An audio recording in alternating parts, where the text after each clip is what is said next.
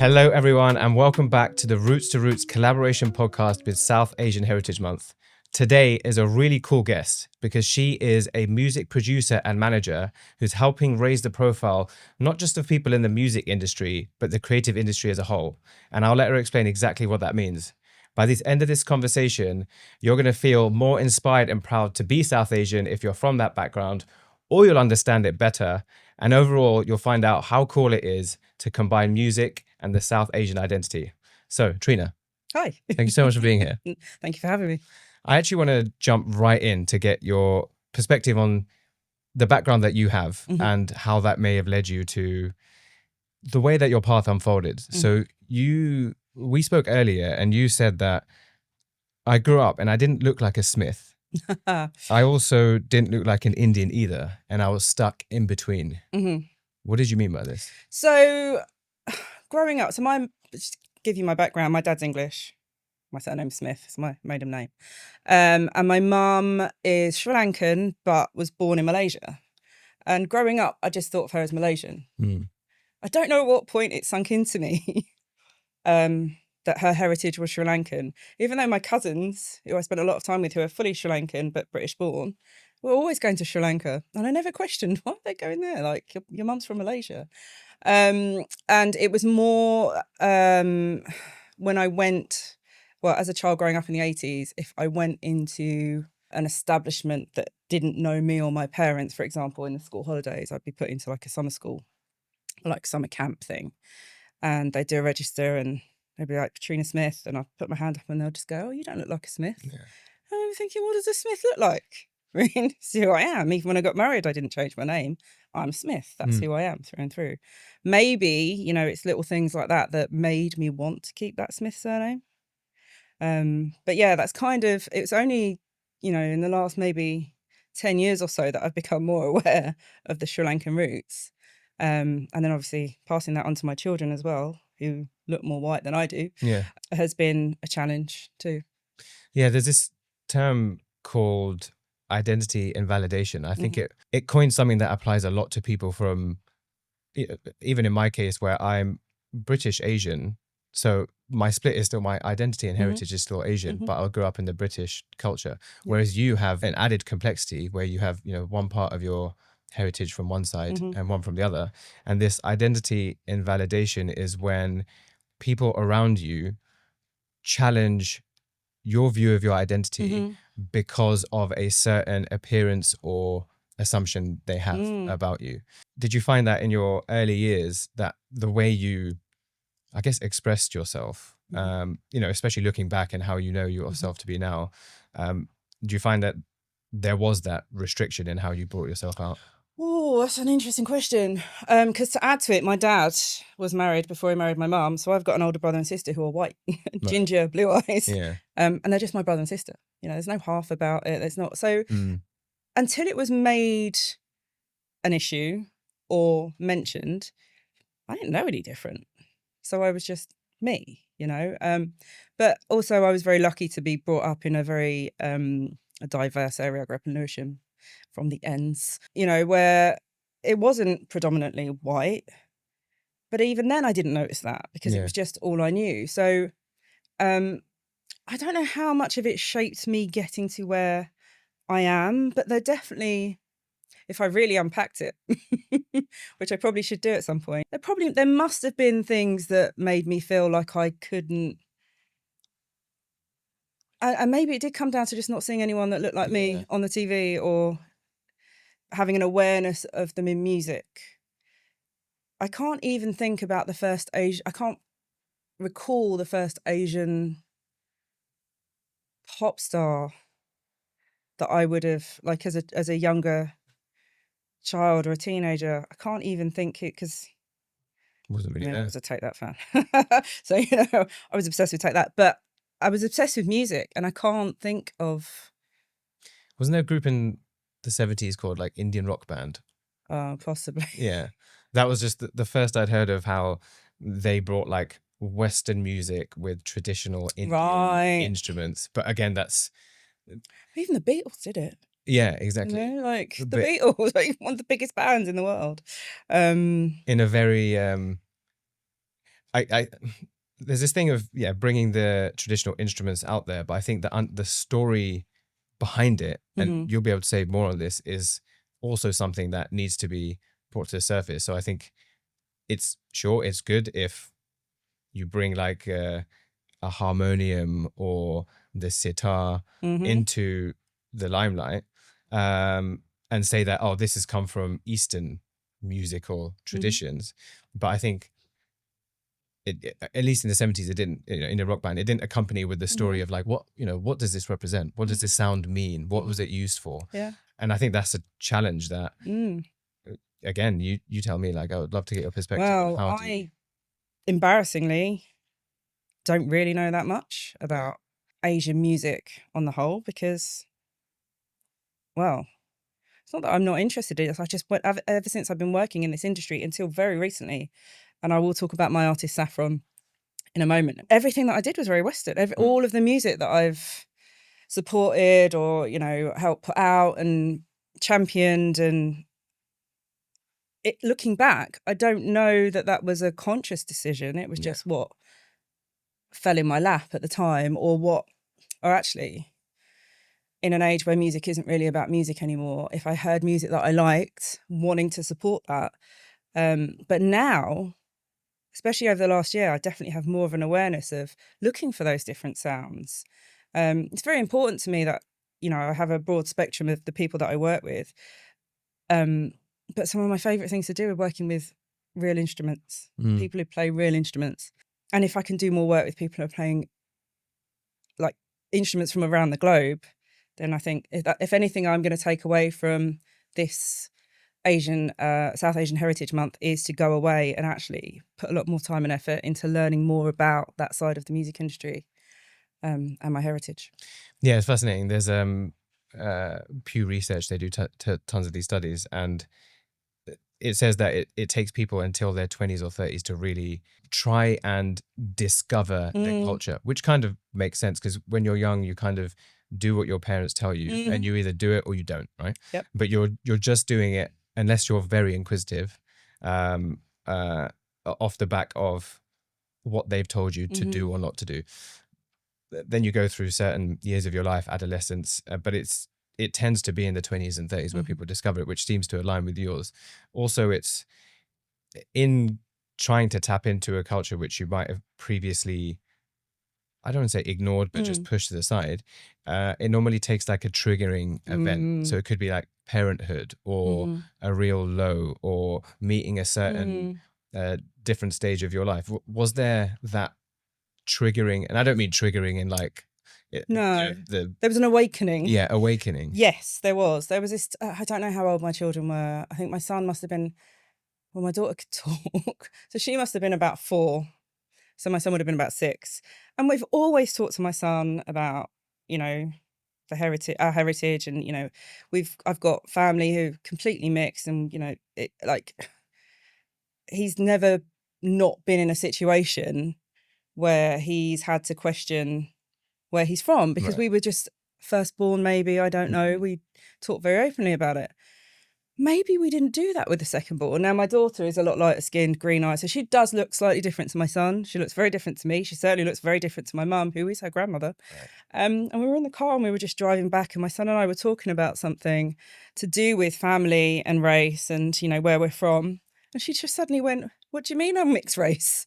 And I got a little bit annoyed, and I was like, "Don't be silly. Yeah. Like, look at me. I'm not white. Look at your nana. She's definitely not." She's like, "Yeah, but no one told me." And I had to stop and go, "Do you know what? No one ever did tell her." Yeah. So she has done what I did growing up, not knowing any different, and just gone about her life as who she is. And that was maybe her "you don't look like a Smith" moment when we were talking about it. And I had to really check myself then and go, "Do you know what?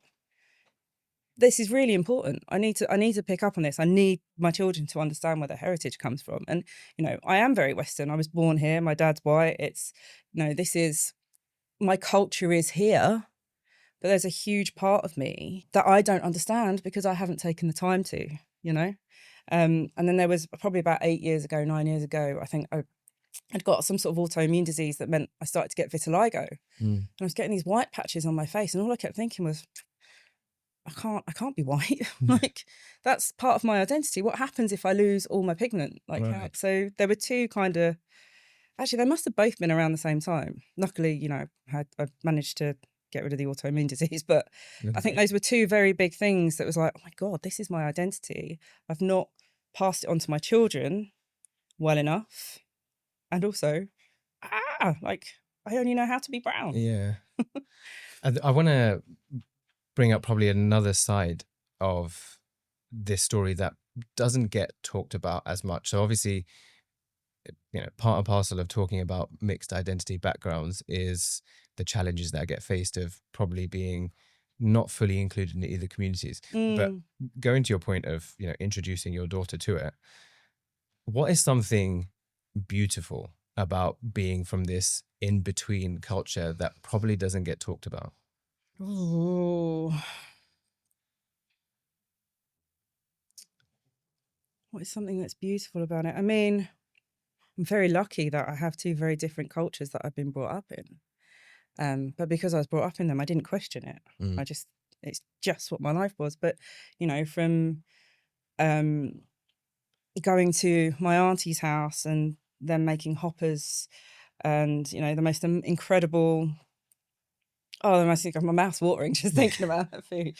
Going to my brother and sisters who I didn't live with, and just enjoying a very Western style of Christmas and things like that. I was very lucky to be brought up in two different cultures. I just wish I'd had more of an awareness that I was just in it. Yeah, that is this is a slightly different take, but the way I can relate to it is I grew up here, but then I spent time living abroad. So I lived in China, which is a very different cultural a way of living. And even before that, I think there were, and I've brought this up before, there's certain trips that I've done. I visited people in Italy, but then especially living in somewhere like China where all of their eating habits are different and even their relationship building habits. So I remember questioning where I was staying, they had congee, which is, it's like a rice porridge and they put spices in it. And I remember speaking to one of the Chinese ladies and I said, this is so strange that you have rice porridge in the morning. And she said, what do you have? And I was like, well, oat porridge makes sense with like honey, nuts, berries. And she thought that was weird. And I was like, yeah, it just feels like a normal thing. And she goes, you do realize that there's 1.2 billion people in the world who are going to disagree with you. So the whole point of bringing that up is that when I was faced with another culture, I realized that my way of living is not the only normal way and that everything else is different. It's more that I have a way of living, but there's people, like there's a lot more people in the world who live in a different way. And I think the kind of to the point you're saying that you had this culture and that way of living, and then you had the Western side of the way traditions are celebrated, and you just get to see that there isn't one normal. No, it's just everything was normal. Like my mum, she gets with her family and they're eating an amazing curry and grilled mackerel and stuff, and they eat with their hands. Yeah. But then, you know, the Western side of my family would probably look at that and go, can you pick up a knife and fork? People just got to do them, right? You know? And that's the thing. I think that's maybe why I've got a bit more of a laid back approach to stuff, because people just do what they do, right? Yeah. And if it's labeled under culture, brilliant. You know, we've got a lot to learn from every culture. True. So let's talk about music. So it's really interesting the point that you made about when you were younger, not having anyone that you can think of that you could look up to.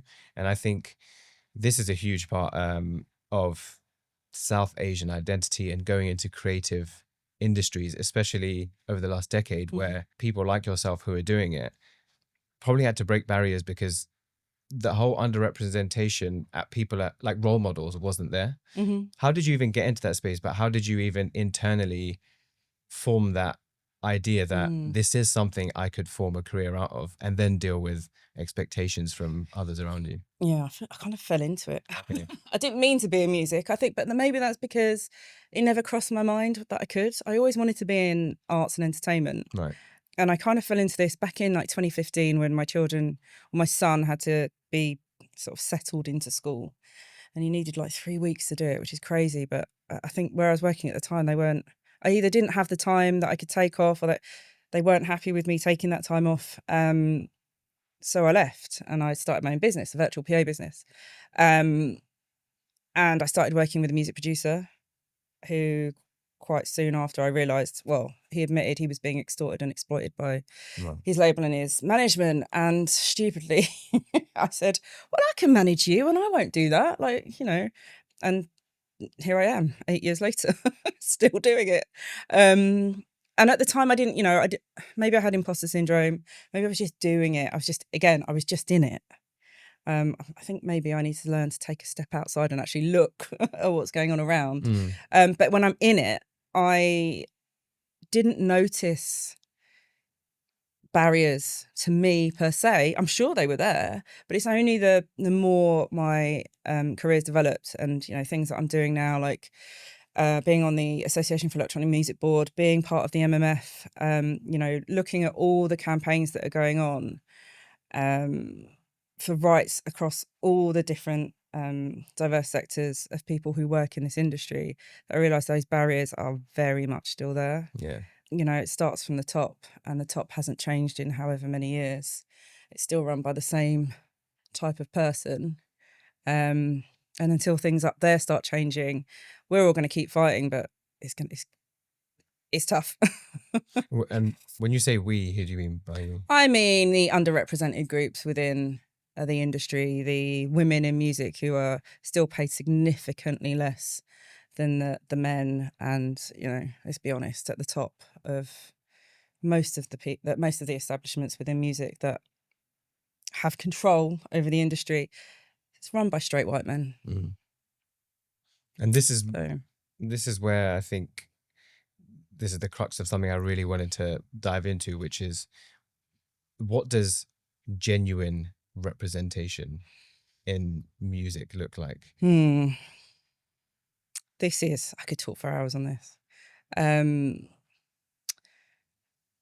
Okay, I have a real issue with a lot of things that go on in music separate to the straight white men at the top. I have this issue with, and yeah, I'm not going to name names or anything like that, but there is an element of talent still in this industry, and there are a number of people who in this industry want something for nothing. It's very much of an entitlement culture, and especially if you are from an underrepresented group, if you're not seen as supporting them, and by support means giving them your time for free, giving them studio time for free, your producers working for free, things like that, you are then deemed not an ally of whether, you know, it's LGBTQ, trans, sexism, racism, you know, even go as far as, you know, being a single parent in this industry is a lot tougher than people who don't have children, and things like that. And there's this real bullying culture, even on that extreme, that you can be as supportive as you want, but if you don't give them something for free, you are not an ally. And that really upsets me, because you have to have talent. And that the reason that you're not getting those things for free isn't because you're a woman, or because, you know, you're, I don't know, trans, or wherever you sit. It's because you don't have the talent.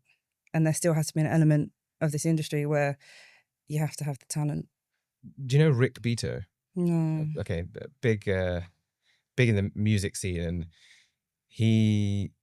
I heard something that he was saying recently about now a lot of music, because of everything that's changed with the technology and making things a bit more homogenized, because people are using the same instruments, but also there's music producers come with this lens of the way they make music now. They factor in something like, is it TikTokable? Yeah.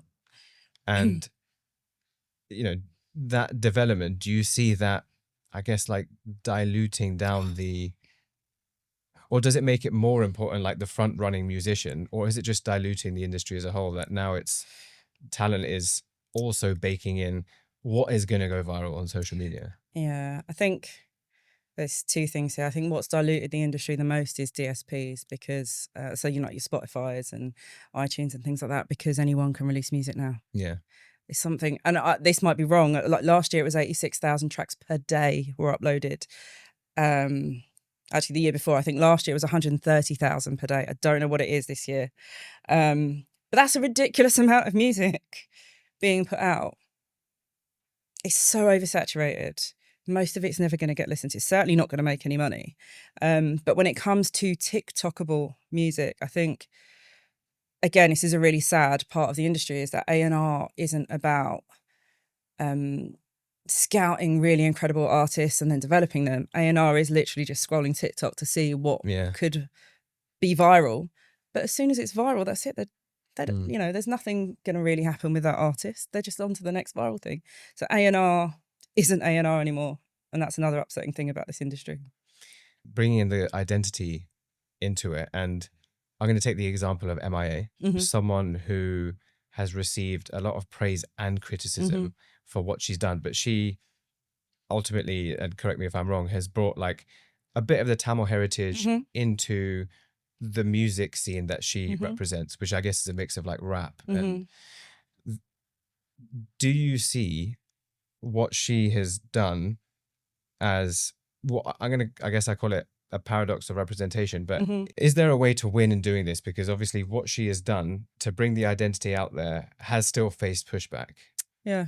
So is there a future where representing by combining South Asian or any sort of identity with popular culture music is possible without facing criticism? And if so, what does that look like? Well, it's tricky because the thing is, MIA, she's incredible, right? And she's not a young artist. You know, she's not by no means old, but I think she must be pushing about 50 now, I think, like roughly.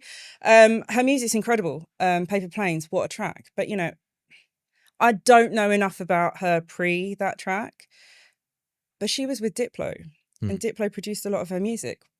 Would she have been given the space to have made it if she wasn't in a partnership in that sense? I think one of the things that I found, so I manage an artist called Sapphire, who is British born Sri Lankan, incredible woman on many, many levels. And it's funny when she's here, well, so when she releases music here and she gets feedback, she's too Asian. Her music's too Asian for the Western side. If she plays it in Sri Lanka and talks to Sri Lankan family and stuff, it's too Western. Where does she fit? Yeah. You know, and there's space for everything. I mean, even Ed Sheeran with his Sapphires has brought out a track using using instruments outside of the Western world. So if there's space for him to do it, why isn't there space for actual people of heritage to do that? This Ed Sheeran point, and we'll play the video so people can know what we're referring to.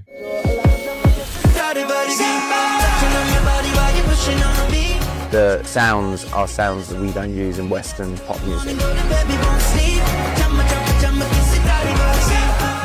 So there's different perspectives that people have taken on it, right? There's the obviously Ed is Ed. I actually love Ed Sheeran. His music is amazing. He's one of the only remaining singer-songwriters. There's Billie Eilish. There's people who actually write their own music and produce it and is genuinely talented. But then there's the other side of it where people are, based on what he's saying, it's kind of like a cultural aesthetic exploitation. And that's what I mean by that is aesthetically, he's showing the front end of, you know, I'm bringing something that hasn't been brought to the scene before. And maybe exploitation's a bit strong, but it's just the idea of, but you're bringing this to the front without the story and you're not actually the only person to bring it. It's aesthetic is exactly what it's exactly right. It's like aesthetic borrowing without acknowledgement almost. And so I guess the key question is, with something like that happening and someone as big as Ed, do you see that as opening the door to South Asian creators, or do you see it as taking the risk of actually erasing the underlying culture? The latter, in my humble opinion. I think it's almost as if it's giving it a white saviour, almost. I realise that's going to be quite a controversial thing to say, but I think, and I've got notes on this because my artist Saffron was the one who drew my attention to the TikTok video, where he makes a claim that, and this is not verbatim because I can't remember it off the top of my head, but these are sounds. He's bringing sounds in to Western pop that have never been heard before, and he's talking about a sitar. Yeah. And the thing is, this is about his song Sapphire. The song doesn't actually have anything to do with sapphires, Right. but it's a symbol that it does tie deep with South Asian heritage. You know, it's kind of stripped us of the cultural and historical context of sapphires, and you know, the sapphires that were pillaged and put into the crown jewels and things like that. And it's kind of a missed opportunity to engage with like the historical trauma behind that and South Asian culture. And also it's, again, it's to sound really deep on this, but there's an element of systemic erasure going on with that. And I just think that it could have been played a lot better. They could have used it as a platform for support. Right. It's brilliant that someone as big as Ed Sheeran is using those sounds in his music. But are you using it in the white saviour aspect, or are you using it to highlight the incredible sounds that are worldwide? Yeah. Yeah, that is. Ed. Yeah. Tell us. Can you answer? Yeah. But, you know, because, you see it's interesting perspective, because you see the likes of, you know, Diljit Singh and the track that he's done. And he's obviously quite well respected and known, and he's, you know, his concerts are massive. But then I get your point that it's still, Ed is the leading voice and talent in that. Yeah, so use that voice. Use it for good. For good, yeah. Not just your bank account. Yeah, more of the story. I wanna finish with some quick fire questions. Okay, my ADHD brain's gonna love this. And there can be one word, there could be one sentence. Okay. But it's because there's so many areas that I want to cover with you, and I think to get a good snapshot of this, and then I'd love to do another session where we expand on it. What's the most confusing or frustrating thing that you've been told about your identity? That I don't look like a Smith. Yeah. I think that's really, the more I talk about it as I get older, the more I realise the effect that had on me. Because what does a Smith look like? Yeah. Was that a big I part? wonder if Will Smith's ever been told he doesn't look like a Smith. You know, like, yeah. There's a lot of celebrities that need to answer to us in this. Yes, yeah. I think that's what we need to do next. We need to get them in. Yeah, and have a proper sit down. Yeah. And that played a big role in why you kept your name Smith, I think it did, but I also have this real thing of, I was born Trina Smith. That's all I know how to be. Why would I ever change my name? Like, why would I, unless it felt right to me or I had a really good reason for doing it, why would I take someone else's name? Yeah. Question. I also gave my kids my surname as well because I did all the work. Well, it's double-barreled, but I was like, why would I Picasso doesn't paint a picture and put someone else's name on it, you know? So, yeah. I like that. Question 2. What would it have meant to your younger self to see someone like you doing what you're doing now? And that's a really, really tough question because I don't think I was aware at the time that I didn't see people like me. In fact, growing up, maybe the only person that I saw that was similar to me, and I don't even know if she was of Asian heritage. Oh God, I had Jenny Powell. Many, many years ago. You're probably too young. Yeah, I don't remember. But I don't think that I necessarily noticed that there weren't, but I was very much aware that the majority of people that you saw in spaces were white. So yeah, I don't know that it would have made a difference because I wouldn't have been aware.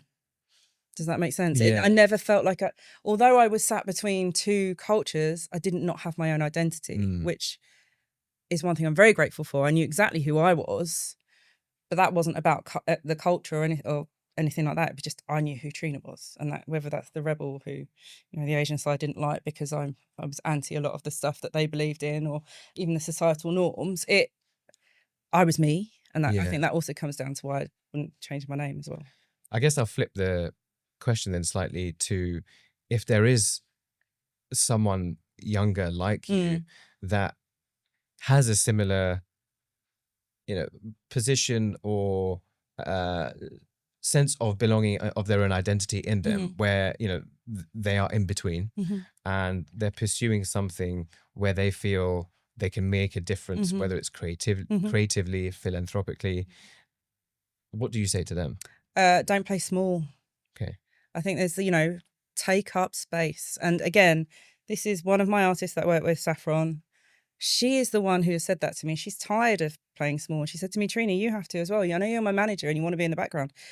But at times now, don't play small, take up the space, make the space. And I think that is key for anyone is, make that seat at a table for you. That's powerful. I wish we were going to end on that, but I have a couple more questions. That's right. I can clearly tell through this conversation that the feeling behind wanting to represent a culture that you probably started to explore a bit later. It's something, going back when you were speaking earlier, it reminded me of this analogy that someone gave, that our cultural inheritance is a bit like, it's something that we're born with there, but it doesn't actually do anything until we start to explore it. And he was giving the example of like something in an attic from before you were born. That was there for you, right? It's in the attic. Your parents have saved it there for you, but until you actually go in the attic and untake it, it's just cultural untapped and inheritance that sits there. So now that you've gone in the attic and taken that out, do you feel any sense of pressure in what you do to, I guess, be able to represent the space that you are trying to represent? I don't feel pressure. And I think if I did feel pressure, I wouldn't do it. Okay. It's because I want to do it. Like everything in my journey has got me to this point, whether it's through the music or through just life in general and having kids and understanding my heritage more, taking an interest in it. There's no pressure. I just want to do it. I'm intrigued. I want to know more. I want to help people more. I mean, that can be within any culture. But I feel like I know so much more about other cultures than half of my own. And that's exciting for me to learn about it and, see where that takes me in terms of helping other South Asian artists. Yeah, I love that. And it's, music really unites people. That's something that is well known, right? It can tap into people's something. I say something because I don't know scientifically what it is, but it taps into something inside that really brings out an emotion or a sense of belonging that other things can't do. But I think what I really love about this intersection between music and music production and representation and identity is that music also has the power to bring out traditions, unify communities, but also preserve culture and language. Yeah. That's why I really love what you're doing now, because through the likes of Saffron and the other people, something that I'm really passionate about is finding ways to preserve language, traditions, history, and knowledge. And I think through music is one of the most powerful ways. I just wish I could sing. Anyone can sing now. Yeah, that's true. Anyone can sing. Auto-tune does work wonders. And yeah, just to finish, what is, especially for people listening, whether they're regular listeners or because they've come through the South Asian Heritage Month, what is that one message that, either through your own story or something that you're really passionate about, that you want them to hear? I think there's such a strength in understanding where you come from culturally. And I can understand why at points people might think that it can be a negative to embrace it, especially if you live in the Western world. And I think I would urge anyone to explore that, because you'd be surprised at how much stronger you are in character. And on every level, understanding where your parents have come from will help you understand a hell of a lot more about, whether it's generational trauma that you're having to deal with or just the way you grew up, and, understanding your parents more. Yeah. And I just think that's a beautiful thing. And all it can do is enrich whatever you're doing, especially if you're in music and you're writing music and you've done that work. What you can put into that art, that creativity, is so much more when you have that understanding. That's just my humble opinion, though. No, well said. I didn't think you could finish on a stronger point than the one before, but you did. Thank you. Thank you so much for that, Trina. No, thank you for having me. Thank you. Hey everyone, thank you so much for tuning into that episode. If there's anything you did like from it, please leave a comment and let us know. I'll put Trina's details in the description so you can get in touch with her, as well as more about South Asian Heritage Month. You can hit the subscribe button there to find out when new episodes come out. But also, if you're not done listening to me, click this one here. I think you'll really like it.